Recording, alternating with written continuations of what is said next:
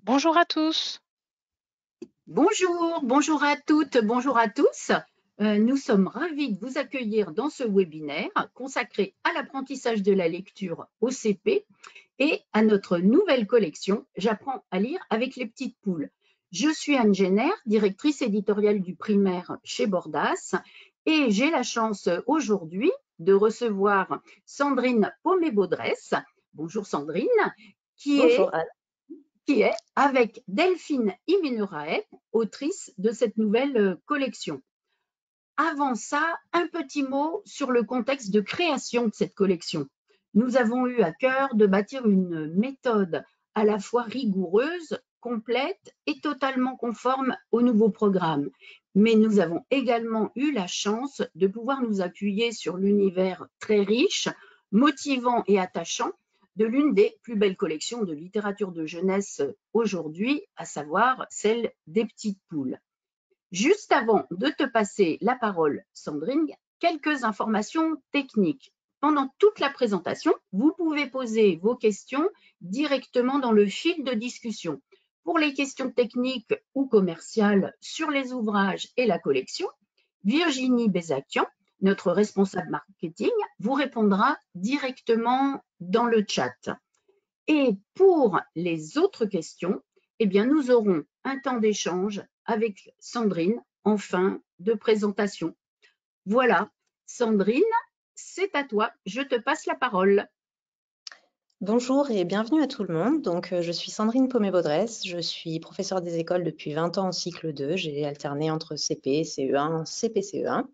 Je suis directrice de l'école dans laquelle j'enseigne depuis 2008. C'est une école de REP. Excusez-moi, le diaporama est parti. Je suis aussi coordonnatrice REP avec des pauses depuis 2010 et coordonnatrice PIAL depuis 2022. Malheureusement, Delphine ne peut pas être avec nous aujourd'hui, mais elle a fait une petite vidéo pour s'excuser et vous expliquer pourquoi. Je vais donc vous la diffuser. Bonjour à tous, je suis Delphine Imenuraet, je suis conseillère pédagogique à la circonscription de Louviers dans l'Eure et depuis peu je fais fonction d'inspectrice pendant le congé maladie de mon inspecteur.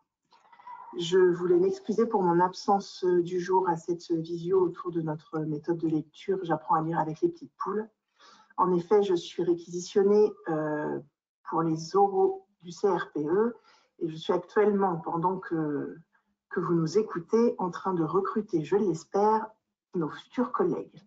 Je vous souhaite une bonne visio. J'espère que vous apprendrez beaucoup de choses autour de notre méthode et qu'elle vous donnera envie d'apprendre à lire avec les petites poules, avec vos élèves de CP. Notre méthode se compose évidemment d'un manuel. Bien sûr, le manuel numérique est offert. Il comporte les audios des 5 albums des petites poules, des audios qui ont été créés spécialement, 14 audios des textes Le Sais-tu, on en reparlera plus tard, ainsi que le guide pédagogique. Il y a aussi le cahier d'exercice, qui évidemment sera disponible aussi en version numérique, ainsi que le guide pédagogique qui accompagne pas à pas notre méthode. Il sera accompagné du site ressources dans lequel vous trouverez tout le matériel pour pouvoir animer les séances et le guide pédagogique en version numérique. Nos objectifs quand on a démarré la création de cette méthode. Notre but était de mettre en œuvre une méthode facile, accessible et complète. Bien sûr, dans le respect des programmes 2025 et du guide Orange. On voulait que tout soit présent dans le même manuel, donc le code, la compréhension et l'étude de la langue. On voulait aussi, étant toutes les deux enseignantes en REP, prendre en compte la différenciation, autant pour les élèves les plus fragiles que pour les élèves qui avanceraient plus vite. On voulait une ouverture culturelle importante, ce que nous permettent notamment les personnages des petites poules. Et puis cette aspérité plaisir que vont nous apporter ces petits personnages que vous voyez derrière moi. Et on souhaitait une maquette qui soit attrayante, mais simplifiée et sans distracteur. Pourquoi les petites poules?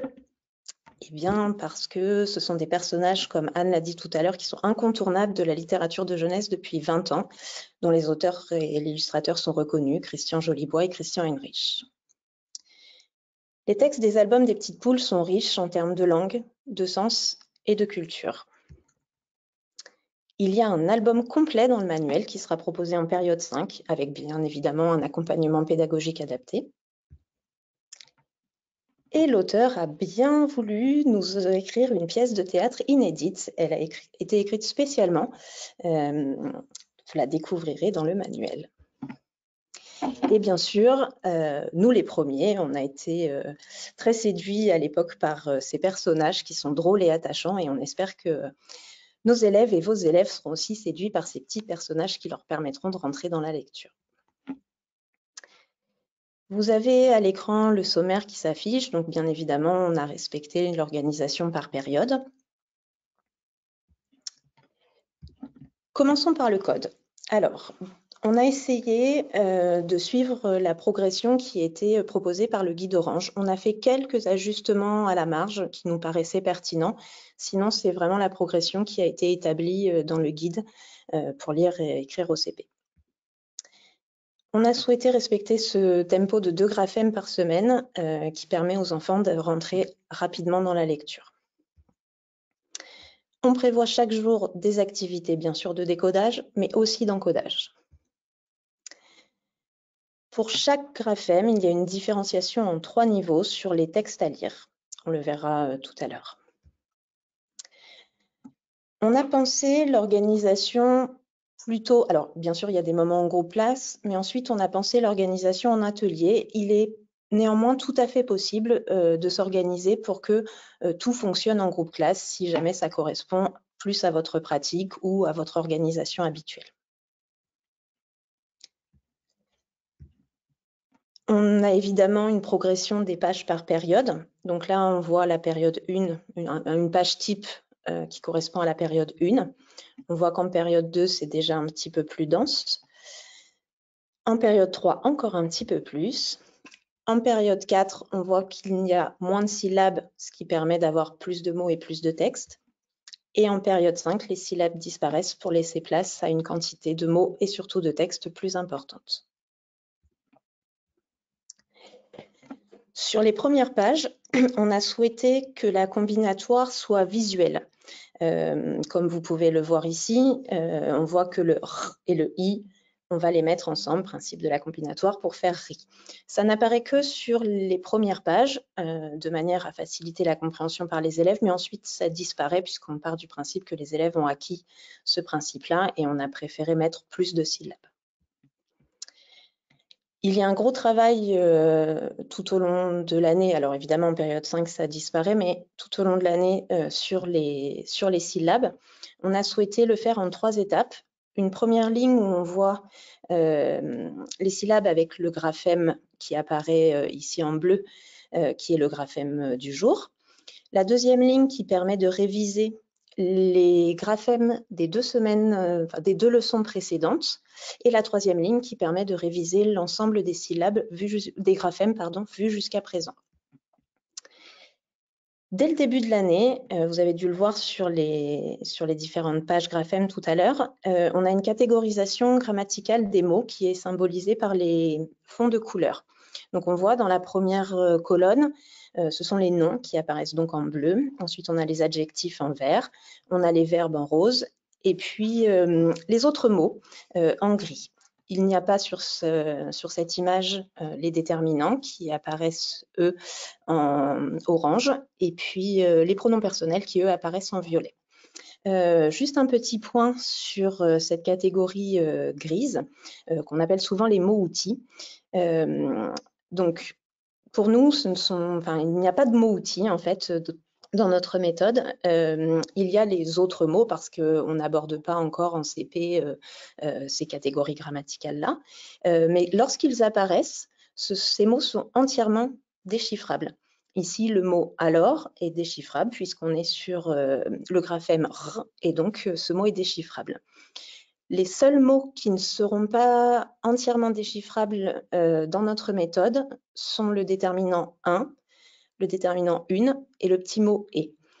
Tout ceci est précisé dans le guide pédagogique afin de les introduire auprès des élèves. Ce sont les 3 seuls mots.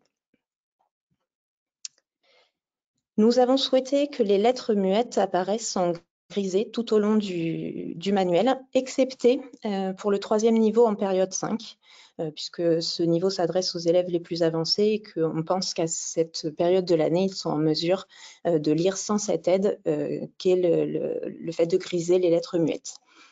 Et puis, vous pouvez le voir aussi dans le dernier texte, nous avons souhaité faire apparaître les liaisons de manière à faciliter une lecture fluide pour les élèves.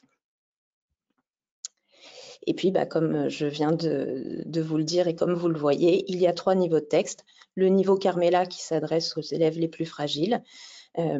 Ensuite, le niveau Piticoque pour les élèves intermédiaires et le niveau Pedro pour les élèves qui sont un petit peu plus avancés, sachant que pour le niveau Carmela et pour le niveau Piticoque, les textes sont 100% déchiffrables et pour le niveau Pedro, ils sont minimum 90% déchiffrables et les graphèmes qui ne sont pas déchiffrables sont précisés dans le guide pédagogique de manière à ce que vous puissiez anticiper et le proposer ou non à vos élèves en fonction de leur niveau et de ce que vous connaissez d'eux.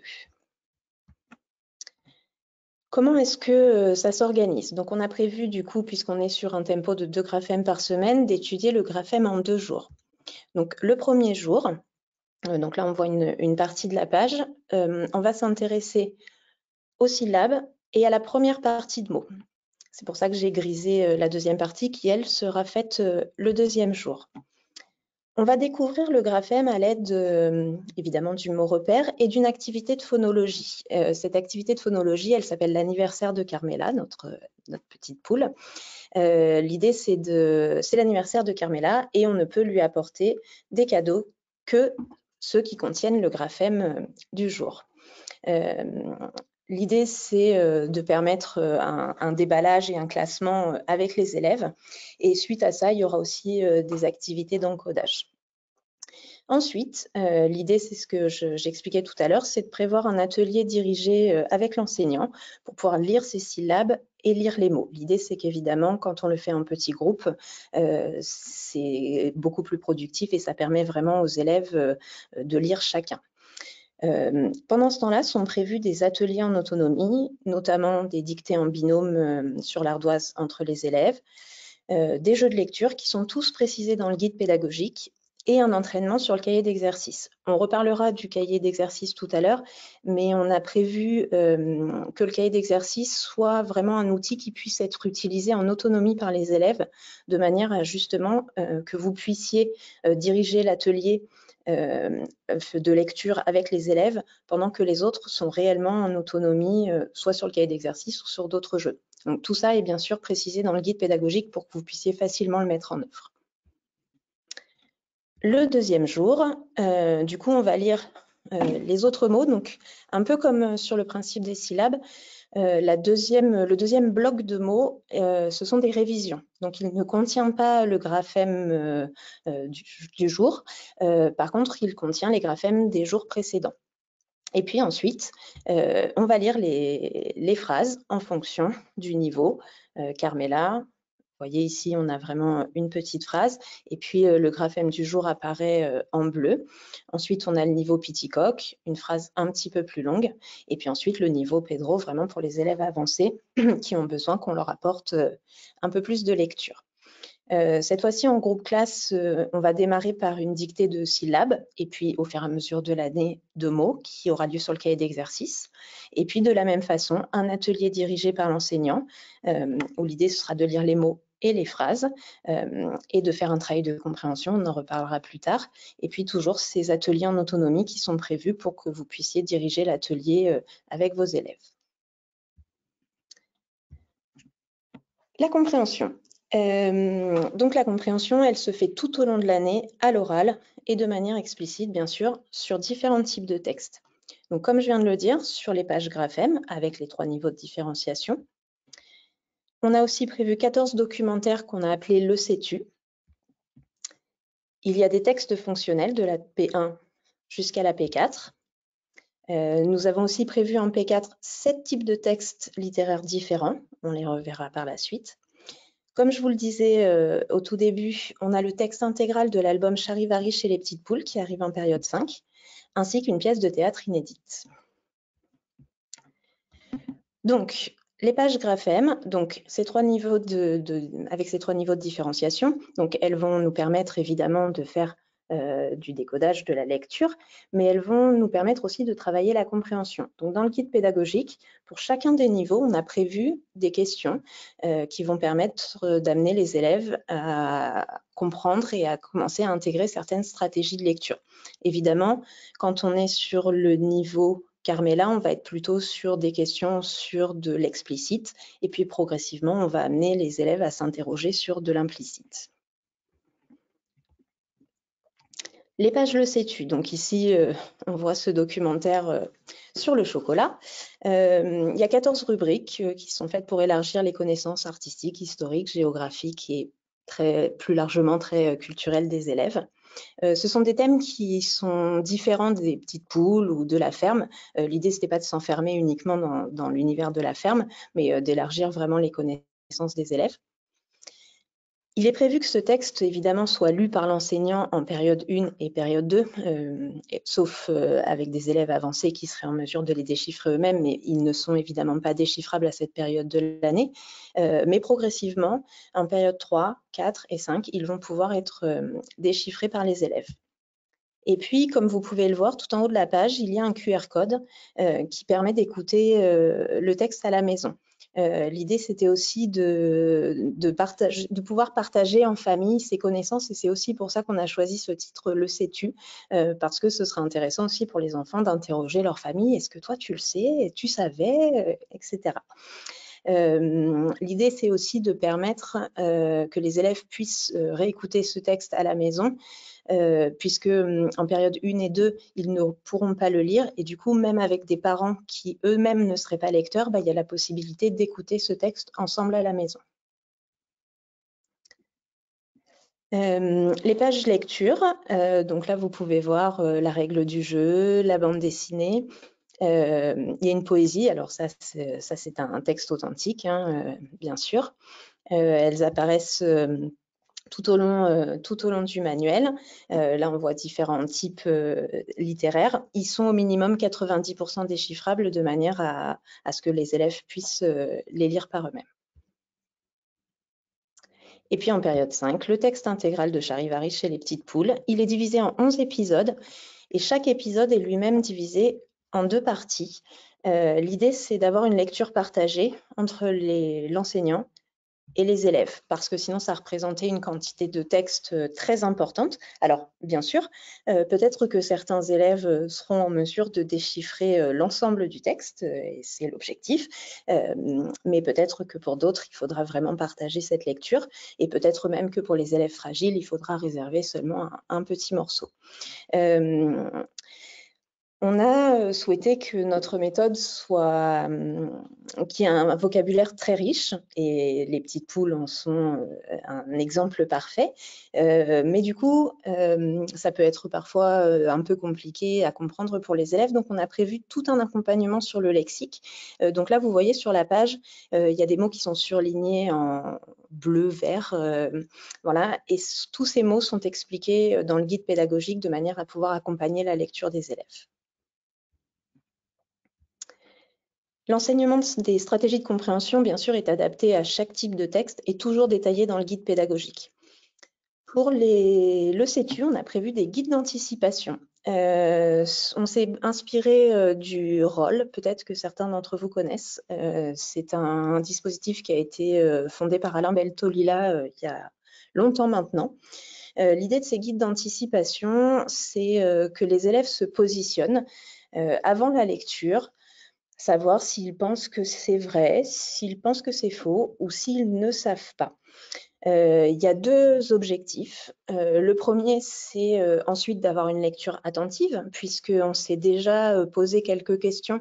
Du coup, forcément, on va être attentif pour essayer de trouver les réponses par rapport à ce qu'on s'est dit. Moi, je pensais que c'était vrai. Est-ce que vraiment c'est vrai? Je ne savais pas. Je vais chercher dans le texte. Et puis, le deuxième objectif qui est très important, c'est vraiment d'habituer les élèves à faire référence au texte quand on cherche une réponse. Alors évidemment, les guides d'anticipation ne sont pas possibles sur des textes narratifs, on ne peut pas anticiper ce qui va se passer dans une histoire, mais par contre, dans un documentaire, c'est tout à fait possible. Et donc, on a créé des guides d'anticipation pour chaque texte le sais-tu. Pour les textes narratifs, du coup, on est plutôt sur des questions en pas à pas. Donc, vous trouverez, comme ça s'est affiché, vous pourrez trouver tout ce guide dans le guide pédagogique qui vous permettra de poser des questions aux élèves pour les amener à développer les différentes stratégies de compréhension.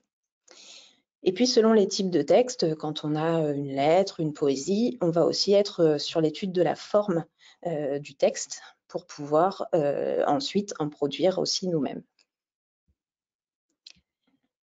La fluidité de lecture ou ce dont on entend beaucoup parler, l'affluence. Évidemment, on a prévu des pages spécifiques où on va s'entraîner d'abord avec des syllabes, puis des mots, puis ensuite des phrases pour déchiffrer vite. Alors, le but, c'est pas de déchiffrer le plus vite possible, mais c'est de déchiffrer bien, surtout. Et donc, l'idée, c'est vraiment de mettre du sens à sa lecture. Donc, vous voyez sur là la deuxième partie avec le petit point rouge. Donc, vous verrez tout au long du manuel, on a souvent mis ces petites puces de couleurs qui permettent un repérage facile pour les élèves. Donc là, l'idée, c'est d'avoir des phrases qui s'allongent à chaque fois et qui permettent aux élèves de lire avec de plus en plus de fluidité, puisqu'ils ont déjà lu auparavant une partie de la phrase. Il y a évidemment d'autres supports de fluence au quotidien. Les textes des pages Graphème qu'on a vus à plusieurs reprises, qui vont permettre aussi de s'entraîner à lire de plus en plus avec fluidité. Dans le cahier d'exercice aussi, on le verra tout à l'heure, il y a une page par période qui permet de mesurer, de chronométrer la fluidité de lecture. Et il y aura aussi des fiches supplémentaires sur le site ressources. La grammaire. On a accordé une place importante à la grammaire dans notre méthode, puisque dans les programmes, il est indiqué qu'il faut une réflexion sur la langue tous les jours, et c'est donc ce qu'on a prévu. Donc, tout est détaillé dans le guide pédagogique et tous les supports seront disponibles sur le site ressources afin de pouvoir conduire comme il faut ces séances de grammaire. Et puis dans le manuel, comme vous pouvez le voir ici, vous aurez une carte mentale, enfin les élèves auront une carte mentale qui agit un petit peu comme une trace écrite qui sert à fixer les apprentissages. Elle vient en général au bout de 3 ou 4 séances sur un même thème. Tout ne sera pas déchiffrable, mais par contre, les exemples sont toujours déchiffrables. Alors évidemment, ça évoluera tout au long de l'année et elles seront de plus en plus déchiffrables. Il y a un énorme travail sur le vocabulaire, alors qui prend peu de place dans le manuel, mais par contre qui prend une grande place dans la méthode et qui est détaillé dans le guide pédagogique. Ça part d'un poster donc, qui est disponible dans le manuel. Il y en a un par période. Et puis, bien sûr, il sera disponible en format numérique pour pouvoir être affiché. C'est le point de départ d'un grand nombre de séances d'enrichissement du lexique. Et donc, l'idée, ça va être de catégoriser et de travailler aussi en production d'écrit à partir de ce travail. On a défini 5 thématiques, une par période. La première autour du thème des animaux. La seconde de l'école, la troisième de l'alimentation, la quatrième du voyage et la cinquième de la fête. Les 3 premières périodes sont extrêmement détaillées. La période 4 et la période 5, un peu moins, parce que l'idée, c'est vraiment de partir du vocabulaire de vos élèves. Donc, on a vraiment souhaité en période 4 et 5 ne pas donner l'ensemble des supports, des mots, etc. Pour être sûr que vraiment ce soit fait à partir des mots des élèves. Par contre, les périodes 1, 2, 3 sont complètement détaillées. Néanmoins, l'idée, c'est pas d'utiliser forcément tous les mots que nous, on a imaginés, mais plutôt de partir vraiment des mots de vos élèves. En fin de période, on trouve toujours une page avec des défis pour réviser. Elles sont un petit peu différentes et évolutives tout au long des 5 périodes. On trouvera un tableau des syllabes qui sont les syllabes de Carmela, où l'idée, ça va être évidemment de faire de la combinatoire et puis de comprendre aussi le fonctionnement d'un tableau à double entrée pour pouvoir trouver les syllabes manquantes. Alors l'idée, bien sûr, c'est pas de les écrire dans le manuel, mais simplement de les lire. Il y aura les mots inventés de Pedro, parce que si vous connaissez un petit peu Pedro, vous savez qu'il ne dit pas toujours la vérité, ou en tout cas, il a tendance à l'enjôler un petit peu. Donc, on a imaginé qu'il pouvait inventer des mots. Et du coup, au-delà de cette activité qui permet de s'entraîner, et ce qui est recommandé d'ailleurs de lire des pseudo-mots, on peut imaginer aussi derrière des activités de production d'écrit pour imaginer ce que pourrait bien être une jalée, une DIFA, voilà, un travail un peu marrant avec les élèves. Et puis on trouve les virelangues de Piticoque, là aussi pour travailler la fluidité de lecture et la prosodie. Et puis du coup c'est une activité un peu ludique aussi, parce que même nous adultes, ça nous fait rire parfois de faire ces virelangues. Il y aura aussi notamment des charades au fur et à mesure des périodes. Il y a bien sûr des activités hors manuel. Alors, on nous a déjà posé, notamment sur les réseaux sociaux, la question de la phonologie. Dans les programmes 2025, il est bien précisé que la phonologie, ce sont des activités de maternelle. Néanmoins, on en a quand même gardé une, qui est l'anniversaire de Carmela, dont je vous ai parlé tout à l'heure, qui permet d'entrer dans la découverte du graphème. Alors, bien sûr, on peut... et on en a toujours des élèves qui ne maîtrisent pas ces compétences arrivées en CP, donc il faudra envisager, notamment grâce à des PPRE, de proposer des activités de phonologie à ces élèves-là. Mais effectivement, nous n'en avons pas proposé au-delà de l'anniversaire de Carmela dans la méthode, parce que ce n'est plus dans les programmes 2025. L'écriture doit être une activité évidemment quotidienne. Lier la lecture et l'écriture, c'est extrêmement important, et on l'a pensé comme ça. Donc, tous les jours, il y a des activités d'encodage, mais il y a aussi l'apprentissage du geste graphique. Alors, l'apprentissage du geste graphique, de la même manière que la phonologie, dans les programmes, c'est bien indiqué que les élèves sont censés maîtriser les lettres et l'écriture cursive arrivée en début de CP. Donc, l'idée, là, c'est d'être sur de la révision. Et c'est à faire sur un autre support, donc un cahier. Et nous, on préconise vraiment de préparer les modèles sur un cahier pour que les élèves puissent prennent l'habitude de travailler sur un cahier. Donc, on fera des propositions de préparation du cahier d'écriture et ce sera disponible sur le site ressources. Des activités de copie sont déjà prévues dans le cahier d'exercice. Des dictées de syllabes et de mots en période 1 et période 2, et ça se poursuit en période 3, 4 et 5 dans le cahier d'exercice. Et il y aura en plus des dictées de phrases à partir de la période 3, où l'idée, c'est vraiment d'être sur l'apprentissage de l'orthographe et de la grammaire. Donc tout ça est aussi évidemment détaillé dans le guide pédagogique. Chaque jour, il y aura au moins une activité de production d'écrit qui sera proposée dans le guide pédagogique, à faire sur un cahier spécifique aussi, qui sera le cahier de production d'écrit ou le cahier d'écrivain, comme vous le souhaitez. Elles partent soit des activités de vocabulaire, soit des activités de grammaire, ou parfois aussi de la page graphème. Les évaluations, comme vous le savez, elles sont à faire au quotidien en observant vos élèves.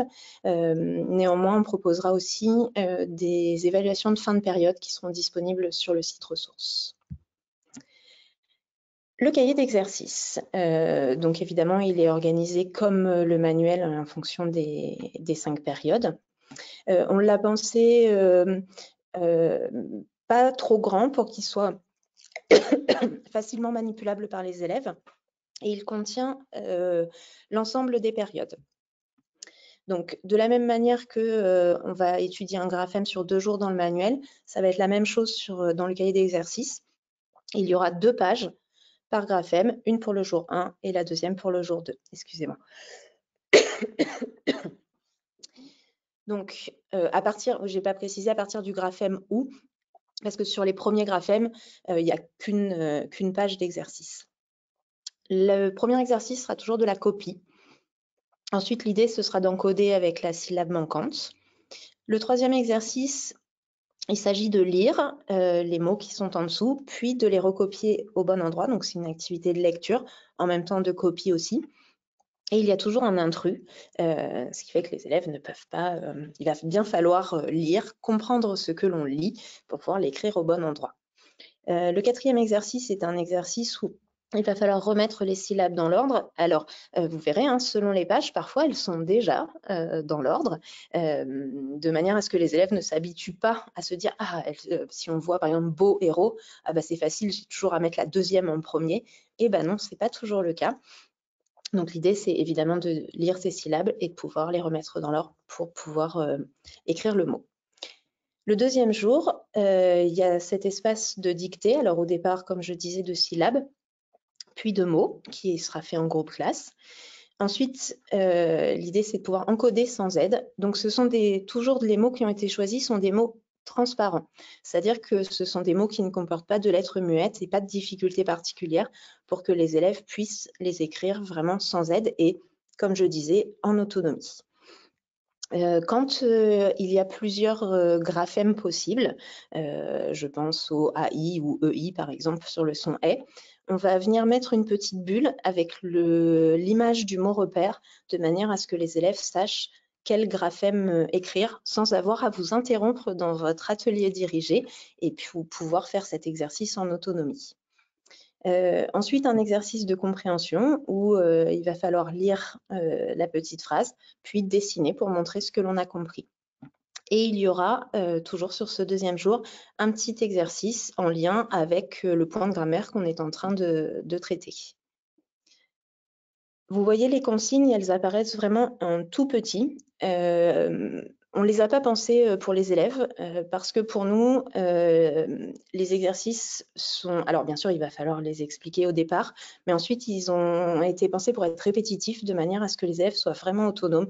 Donc, ils n'auront, à part pour la grammaire où évidemment le type d'exercice va changer, mais pour les autres exercices, ils n'auront pas à se poser la question de qu'est-ce qu'il faut faire puisque ce sera toujours la même chose. Mais on a néanmoins souhaité faire apparaître les consignes de manière à ce que les parents puissent aussi comprendre quel était l'objectif de l'exercice. On en parlait tout à l'heure par rapport à l'affluence. Donc, chaque période, il y aura une page de ce type qui va permettre de s'entraîner. Donc, sur la première partie, on est vraiment sur de l'entraînement. Et puis, sur la seconde partie, l'idée, ça va être de se chronométrer. Et puis, on a prévu 4 cases de manière à pouvoir s'entraîner au moins 4 fois et voir ces progrès phénoménaux, de voir qu'avec l'entraînement, évidemment, on améliore sa rapidité de lecture. Et puis, il y aura toujours aussi une page de révision de l'ensemble des graphèmes qui ont été vus durant la période, avec par exemple remettre en ordre les lettres. On a souhaité aussi un exercice qui permette aussi de travailler la grammaire, où l'idée, ça va être pour les élèves d'aller relire le manuel et puis d'aller chercher des noms d'animaux, par exemple, là, ou dans d'autres pages. Et puis là, on a aussi des petites devinettes. Le guide pédagogique. Il est constitué de 3 parties. La première partie, nos intentions, un peu ce que je suis en train de vous expliquer. En partie 2, la pédagogie employée. Alors, on a appelé ça des focus. Donc, il y a un focus lecture, un focus écriture, un focus vocabulaire et un focus grammaire qui permettent vraiment d'expliquer la pédagogie, la manière dont on veut s'y prendre avec des références didactiques aussi. Et puis évidemment, dans la troisième partie, l'ensemble des fiches de préparation pour toute l'année qui sont vraiment détaillées. Donc là, vous voyez le sommaire qui est lui-même aussi découpé en 5 périodes. Donc là, vous avez un exemple d'une fiche qui correspond à un graphème, donc du coup aux 2 jours, et ça tient sur une seule page. Et on voit vraiment le découpage et le minutage, et tout est prévu dans le guide pédagogique. Alors évidemment, quand on fait référence à une activité de grammaire ou une activité de vocabulaire, il faudra se référer à cette partie-là dans le guide pédagogique. Et donc, il y a des parties spécifiques sur la lecture, sur la compréhension, sur le vocabulaire et sur la grammaire que vous pourrez voir facilement dans le guide pédagogique. Pour résumer, on a souhaité une méthode graphémique qui respecte bien sûr les programmes 2025 et qui suit le guide Orange et ses préconisations. Une méthode complète qui permet de travailler le code, la compréhension, mais aussi la production d'écrit, l'affluence, le vocabulaire et la grammaire. Des textes de décodage sur 3 niveaux pour prendre en compte la différenciation.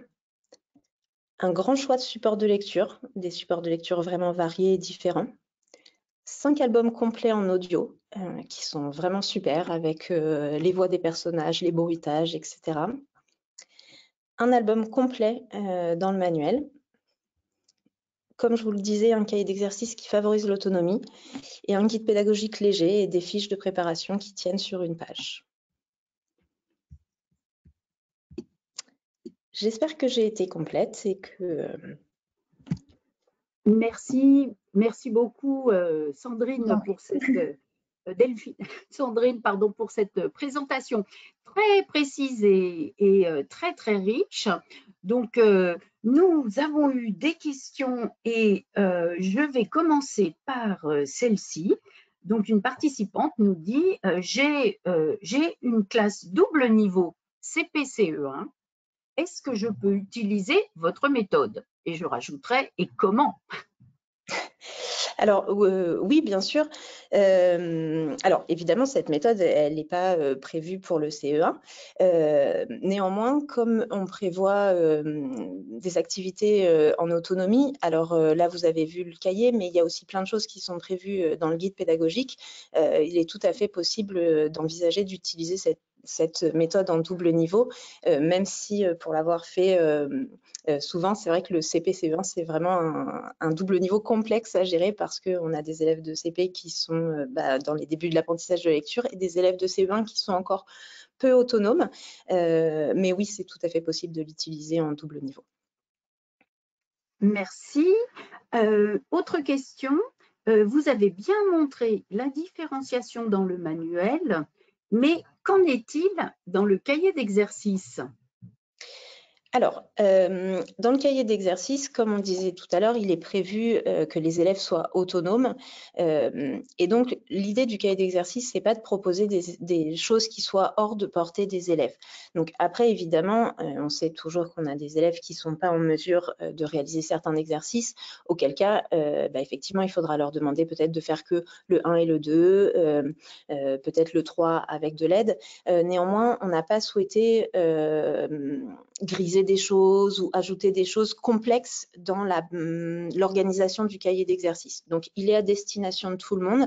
Maintenant, effectivement, pour certains élèves, peut-être, il faudra leur dire que cet exercice-là, on le fera plus tard ensemble ou peut-être imaginer du tutorat. Enfin, il y a plein de façons de différencier. Néanmoins, le cahier d'exercice, il est prévu pour être utilisé par l'ensemble des élèves. Très bien. Alors, une question qui revient, c'est celle des devoirs de lecture le soir à la maison. Qu'est-ce que tu en penses? Est-ce utile ou non? Alors, moi, personnellement, je pense que l'apprentissage, il se fait à l'école. Néanmoins, je pense que c'est important de partager des choses en famille et c'est important de pouvoir montrer ce qu'on a appris à l'école et de partager ça avec ses parents.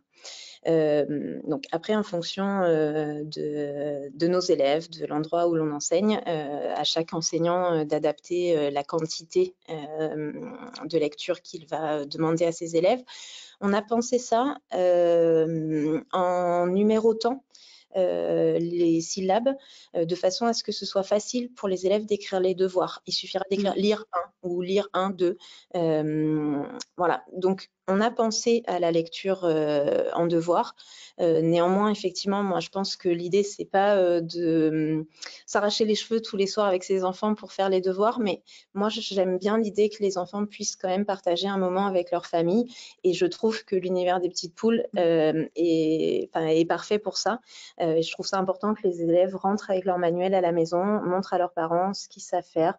Et que les parents puissent partager ce moment-là avec eux. Et puis aussi, comme je disais tout à l'heure, écouter ensemble les textes, le sais-tu.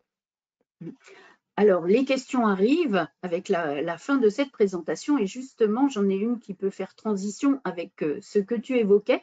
Est-il conseillé d'avoir les livres qui sont vus dans l'année, donc les albums des petites Les poules. albums. Alors, c'est bien d'en avoir un de manière à montrer aux élèves. Néanmoins, il n'est pas nécessaire que chaque élève en ait un, absolument pas, puisqu'ils sont proposés en audio et que tout le travail de compréhension avec les questions pas à pas est prévu à l'oral. C'est quand même bien d'en avoir un de manière à pouvoir montrer aux élèves que ce qu'on va entendre, c'est à l'origine un livre, mais par contre, il n'est pas du tout nécessaire que les élèves en aient un chacun. Pour ce qui concerne le dernier album, il est déjà dans le manuel.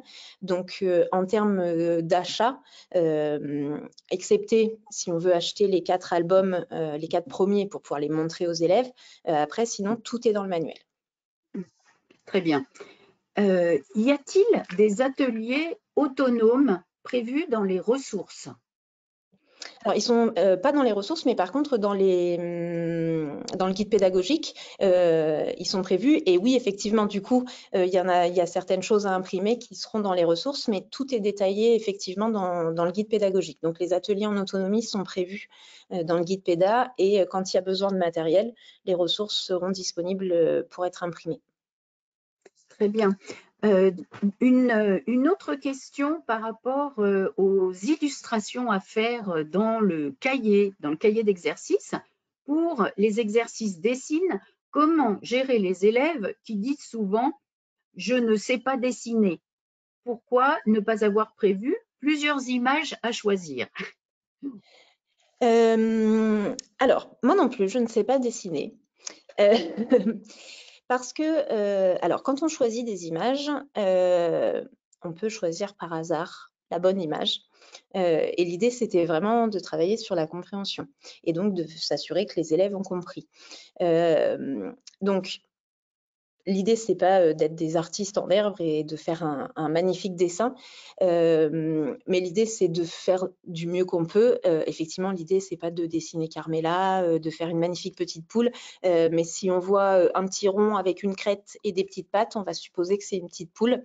Comme dans tout ce qu'on fait avec nos élèves, il faut parfois décrypter ce qu'ils ont voulu écrire. Bah là, c'est pareil, on va décrypter ce qu'ils ont voulu dessiner et du coup, pour pouvoir s'assurer qu'ils ont compris. Et après, parfois, il suffit aussi de demander à nos élèves, mais qu'est-ce que tu as voulu dessiner ici? Ah bah, j'ai voulu dessiner une poule. Ah bah voilà, parfait, effectivement, c'était la petite poule qui je faisais je ne sais quoi. Mais c'est l'occasion d'échanger avec les élèves. Donc l'idée, c'est pas d'être un dessinateur parfait, mais de faire de son mieux pour pouvoir montrer qu'on a compris la phrase qu'on vient de lire. Très bien. Merci. Et donc, une autre question qui arrive. Où est le graphème UN-UM? Est-il vu avec un autre graphème? Je ne le vois pas dans le sommaire. Non, effectivement, il n'est pas dans le sommaire parce que c'est un graphème qui est vraiment très rare et donc il apparaît en toute fin de période 5 sur les graphèmes rares. D'accord.